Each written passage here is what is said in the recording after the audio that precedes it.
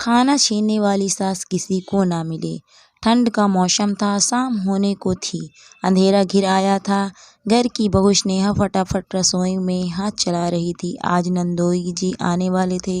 अब नंदोई जी आ रहे थे तो मौसी, सास और मौसा जी भी भला आएंगे ही। वैसे भी अम्मा जी अपने मायके वालों को हर छोटे से छोटे काम में जरूर बुलाती हैं। हाँ, ये अलग बात है कि ससुराल वालों से वो 2 गज नहीं, पूरे 2 किलोमीटर की दूरी रखना पसंद करती हैं और यही हाल बहू के मायके वालों के साथ था। उन्हें तो बस खुद की बेटी और अपना मायका ही ज़्यादा अच्छा लगता था।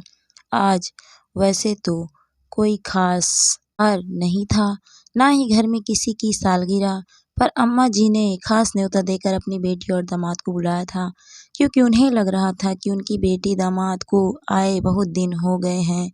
या अलग बात है कि अभी 10 दिन पहले ही तो आकर गए थे, और वैसे भी कौन सा अम्मा जी को काम करना था। घर में बहू आने के बाद सास तो वैसे भी रिटायरमेंट ले लेती हैं, हाँ, पर ऑर्डर देना नहीं भूलती। तो इस कड़ाके की ठंड के अंदर अपनी बहू को लगा दिया काम पर। अब इतनी तेज ठंड हो और मूंग का हलवा और पकौड़ी ना बने, ऐसा थोड़ी ना हो सकता है। बस आज के मेन्यू में यही डिसाइड हुआ, साथ में 3 तरह की सब्जी और पूरी।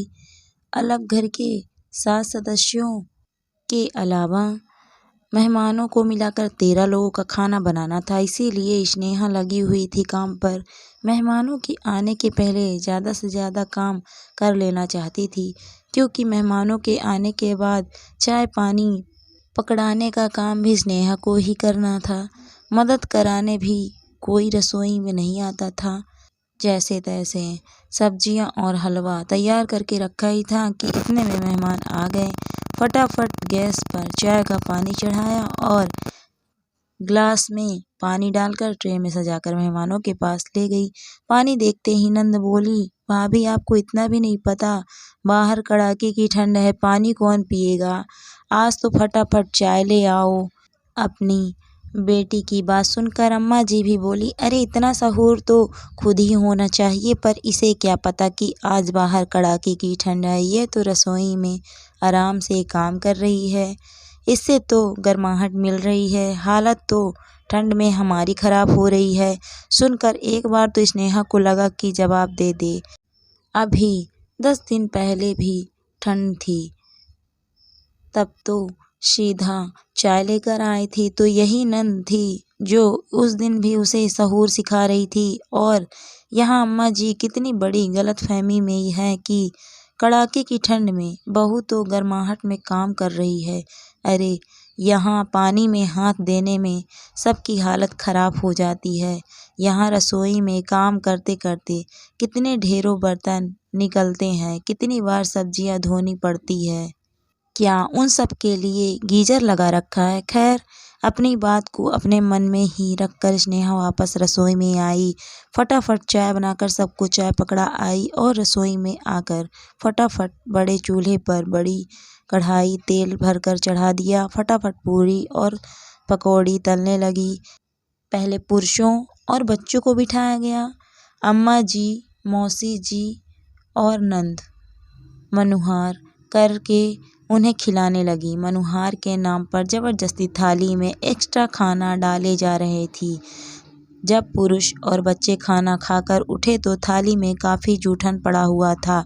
उसके बाद बैठी महिलाएं, लेकिन उन महिलाओं में घर की बहू का नाम नहीं था। अम्मा जी बड़ी मनुहार करके अपनी बेटी, बहन और भांजी को खाना परोस रही थी, और फिर वही हुआ, इनकी थाली में भी जूठन पड़ा हुआ था। मौसा जी अपने परिवार के साथ खाना खाकर रवाना हो गए, पर नंदोई अभी भी वहीं थे। अभी स्नेहा का खाना बाकी था। इतने में अम्मा जी ने स्नेहा को आवाज़ लगाई, अरे बहू, थोड़ा खाना अपनी नंद के लिए भी बांध देना।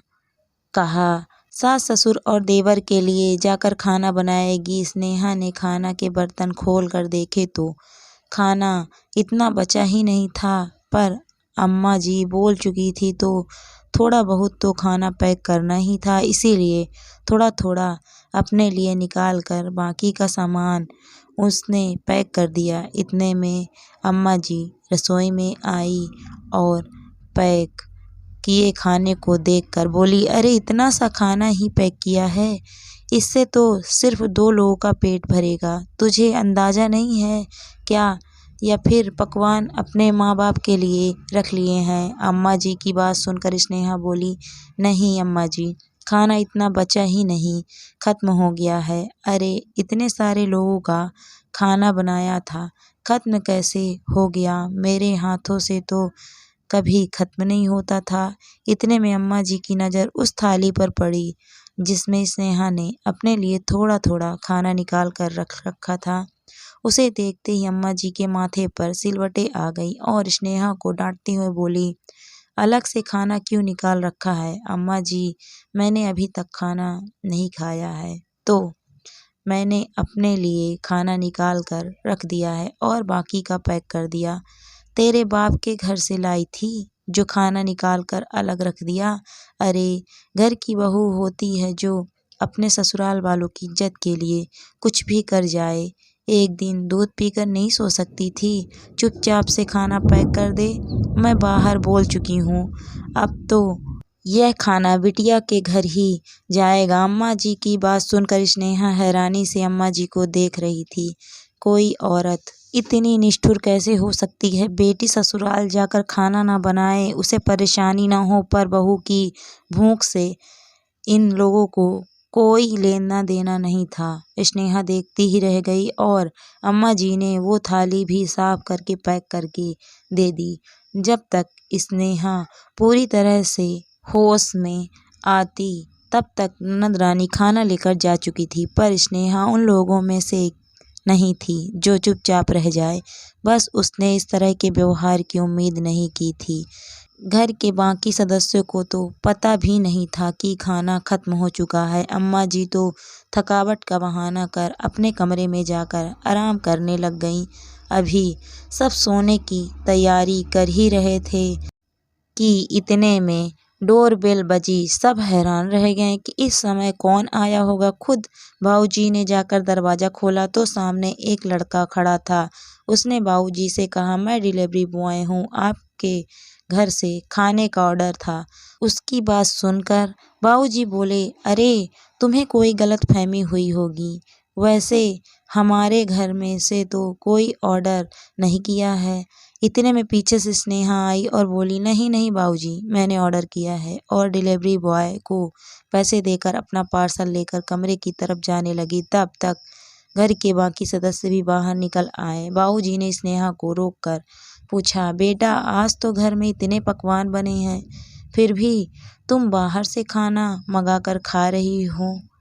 उनकी बात सुनकर स्नेहा ने अम्मा जी की तरफ देखते हुए कहा, हाँ बाबूजी, पकवान तो बने थे पर घर की बहू के लिए नहीं थे। चाहे खाना मनुहार के नाम पर कूड़े में फेंक दिया गया हो, पर बहू के लिए थोड़ा सा खाना छोड़ना भी उन्होंने ठीक नहीं समझा।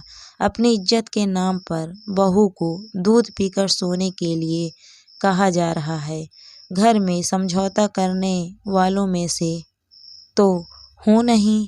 मुझे भूखे पेट नींद नहीं आती और दूध से मेरी भूख नहीं मिटती। रात के 11 बज रहे थे और दोपहर से इतनी मेहनत करते करते मैं थक चुकी हूँ, इसीलिए अपने लिए खाना ऑर्डर कर लिया। कहकर स्नेहा अपने कमरे में जाकर खाना खाने लगी। पीछे से बाबूजी अम्मा जी को लताड़ रहे थे, आज के बाद मेहमान बुलाने से पहले सोच लेना। मनुहार और बर्बादी का फ़र्क नहीं पता तुम्हें? खाना पेट भरने के लिए है, फेंकने के लिए नहीं। इतना खाना तुमने मनुहार के नाम पर बर्बाद कर दिया, ऊपर से बेटी को ससुराल जाकर खाना ना बनाना पड़े, इसीलिए बहू के हिस्से का खाना भी उसके लिए पैक कर दिया। अपनी बेटी के लिए खाना पैक करना ज़रूरी था क्या? जो खाना बना रही थी उसके लिए ही खाना नहीं बचा? खबरदार, आज के बाद मैंने सुना कि बहू के लिए घर में खाना ही नहीं बचा। बाबूजी के गुस्से के आगे अम्मा जी कुछ बोल ही नहीं पाई। वह दिन था और आज का दिन है। जब भी घर में मेहमान आते हैं तो खुद बाबूजी रसोई में आकर ज़रूर चेक करते हैं कि बहू के लिए खाना बचा या नहीं। साथ ही साथ मनुहार के नाम पर खाना कूड़े में ना फेंकने देते।